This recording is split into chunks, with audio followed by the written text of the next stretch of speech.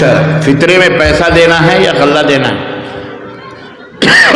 اللہ کے رسول صلی اللہ علیہ وسلم کے زمانے میں غلہ بھی تھا، چاول بھی تھے، گیہوں بھی تھے، جو بھی تھے، کھجور بھی تھے، پنیر بھی تھے، روپیہ بھی تھا۔ روپیہ مینس یعنی درہم تھے، دنانیر تھے۔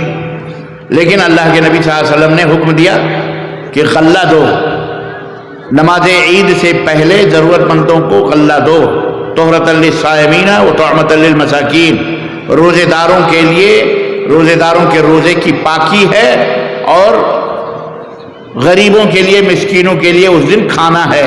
تو غلہ دینا یہ ہے واجب اور فرض، پیسہ دینا یہ نبی کریم صلی اللہ علیہ وسلم سے ثابت نہیں ہے۔ درہم تھے، آپ کہہ سکتے تھے 2 درہم دے دو، 3 درہم دے دو، لیکن آپ صلی اللہ علیہ وسلم نے اس کا حکم نہیں دیا، آپ نے غلہ نکالنے کا حکم دیا۔ تو غلہ آپ نکال کر کے دیں۔ البتہ ایک شکل یہ ہوتی ہے کہ کوئی ذمہ دار ہے اور بازار سے اس کے غلے آتے ہیں، جاتا ہے وہ، یا اس کے کفالت میں بہت سارے بیوہ ہیں، یتیم ہیں، مسکین ہیں، یا کوئی انجوز ہے، کوئی ادارہ ہے اور وہ غریبوں اور مسکینوں کی لسٹ اس کے پاس ہوتی ہے، تو آپ اسے 2.5 کلو کے حساب سے، یعنی 2 کلو 47 گرام، 2.5 کلو کے حساب سے آپ اسے پیسے دے دیں اور یہ نصیحت کریں کہ اس پیسے سے آپ کو غلہ نکالنا ہے۔ کیا نکالنا ہے؟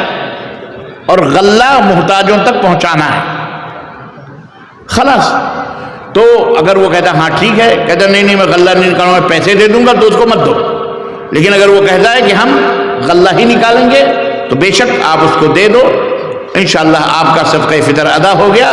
اب وہ کیا کرتا ہے کیا نہیں کرتا وہ اس کے گلے میں ہے، آپ تو پاک صاف ہو گئے۔ ٹھیک ہے، اوکے۔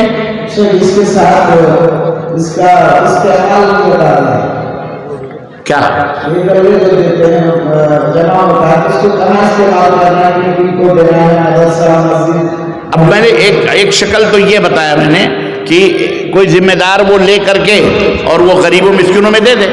دوسری شکل یہ ہے کہ آپ خود غلہ لے کر 10 کلو 20 کلو جو بھی آپ کے گھر کا نکلتا ہے، آپ کے پڑوسی میں غریب مسکین رہتے ہیں، آپ ان کو دے دیں، یا جس کو آپ جانتے ہیں ان تک پہنچا دیں، اس کو رات کو دن میں جب بھی۔ تو آپ انفرادی طور پر بھی دے سکتے ہیں اور اجتماعی طور پر بھی، اگر گاؤں کے مکھیا ہیں، پردھان ہیں، کوئی ہے، جمع کرتے ہیں اور پھر لے جا کر کے وہ دے دیں آپ ان کو اور وہ غریبوں تک پہنچا دیں، الحمدللہ۔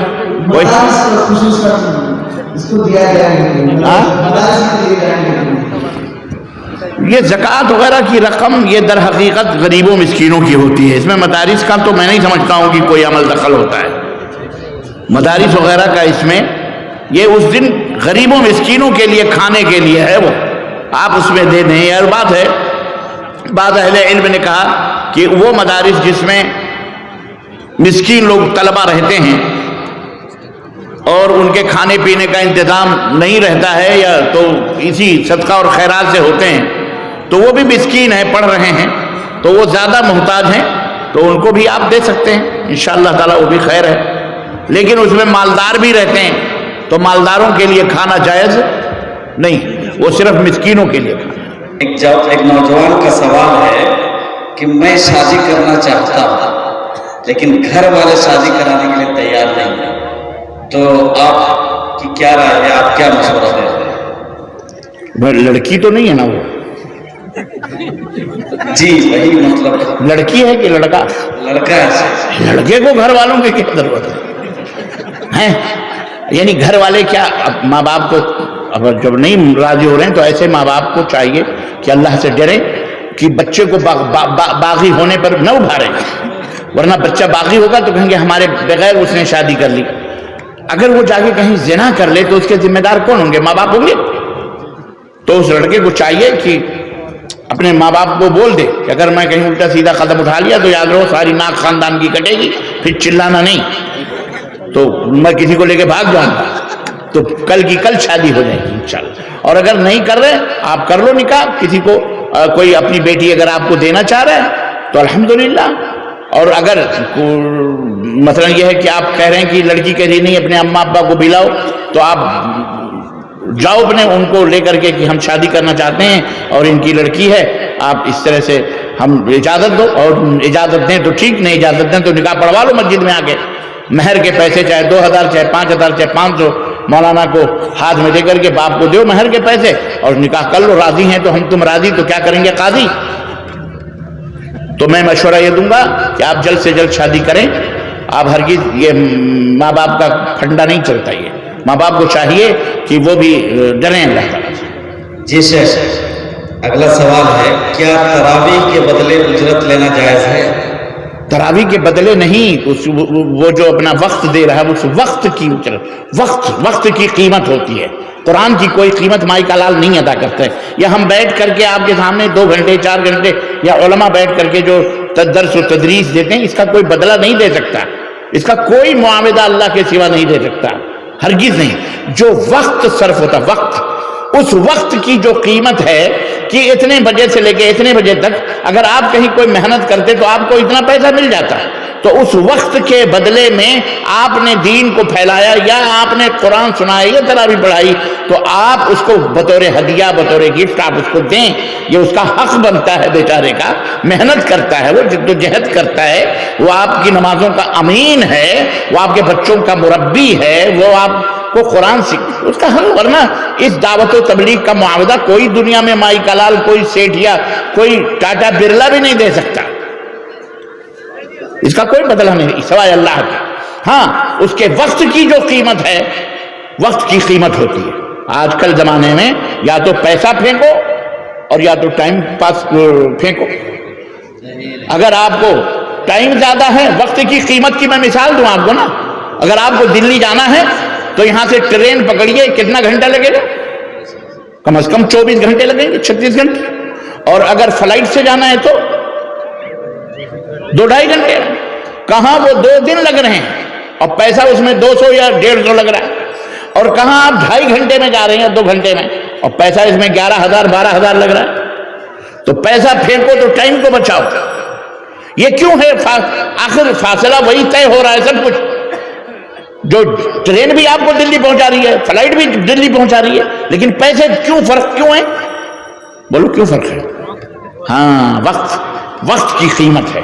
تو آپ جو تراویح کے بدلے میں جو کچھ بھی، تراویح کا بدلہ نہیں ہے، اس حافظ قرآن کی محنت اور اس کا جو ٹائم وقت ہے، اس وقت کی قیمت آپ دے رہے ہو، اور بالکل یہ حلال ہے اور جائز ہے، اور یہ صحابہ سے بھی ثابت ہے۔